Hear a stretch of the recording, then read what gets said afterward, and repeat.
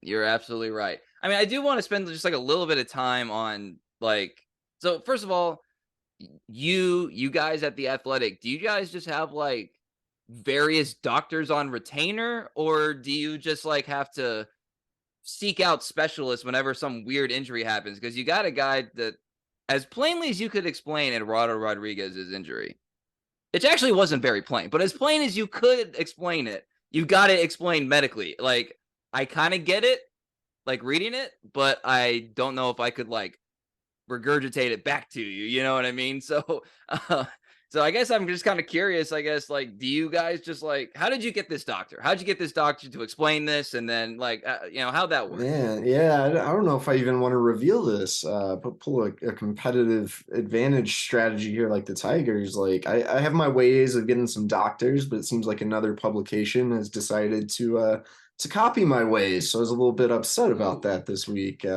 But yeah, there's a PR hookup that can easily get some doctors from the Kerwin Jobe Institute out in California, which is where Tommy John surgery was first invented. They do a good job of having doctors available to explain various injuries. I've used them a couple times in the last 2 years when we've had some weird things happen. If you remember the Casey Mize MRI fiasco last year, I had a doctor explain why there are different types of MRIs, why this valgus stress MRI could reveal something that a standard MRI wouldn't. And so in the case of Eduardo Rodriguez, in layman's terms way to explain it, right? Your fingers, you have tendons that are attached to the bone, but that tendon isn't just like magically stuck on the bone. There are these little tunnels, basically. Think of them as like almost hooks, called pulleys that extends throughout your finger. It keeps the tendon attached to your bone.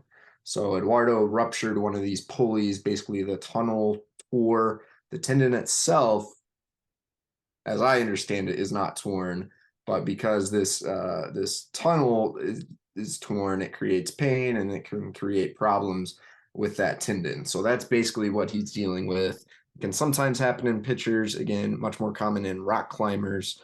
You look at some of the other examples of pitchers this has happened to.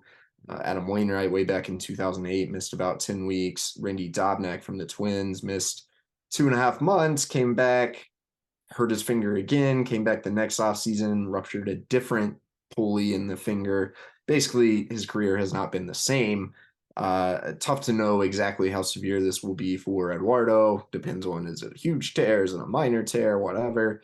But it certainly sounds like that whole, oh, Tigers are going to have the hottest name at the trade deadline. They still might have a pretty hot name, but it adds one more pretty big complication into what was already a kind of a layered discussion in whether to trade Eduardo Rodriguez and what you might get in return. Now it's, is he going to be healthy before the trade deadline? Well, other teams view him as damaged goods. Basically, I think it gives the Tigers a little bit less leverage. I guess we can go deeper into it. The one thing that hasn't been brought up a lot is if he does miss some time, if he's not healthy by the trade deadline, maybe he doesn't opt out after all, which long term could be a good thing for the Tigers. But that's where we stand. It adds one more question to what was already a difficult situation.